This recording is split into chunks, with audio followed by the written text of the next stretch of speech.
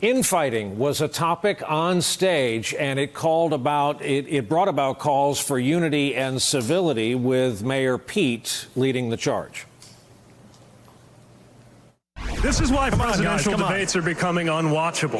This reminds everybody of what they cannot stand about Washington. Scoring points against each other, poking at each other, and telling each other that you're my plan, your plan. Look, we all that's called a Democratic primary election. That's called an election. That's an election.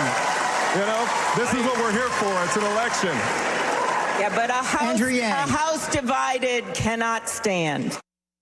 So airing a little bit of the laundry publicly on stage tonight, it was interesting. It was as if someone might have told them prior to this event, here's the deal, Obama good, Trump bad. Yeah, and I don't know who that E.F. Hutton is of the Democratic Party. But look, if you had to stick one headline on this night, I think we showed the moment that Julian Castro was the skunk at the garden party. I don't think there's an appetite. I think if Joe Biden isn't the nominee, if he falls from what have been months and months of an enduring lead, this race is not that fluid at the top. And I don't think anything that happened tonight will move Joe Biden, Bernie Sanders, and Elizabeth Warren out of those top three spots. I think the only thing, if you're looking for some sort of action or anyone that could be in motion after tonight, I think Beto O'Rourke, who found his voice after the massacre in El Paso, he still has that voice. He still spoke with clarity. He seems to have gained some confidence between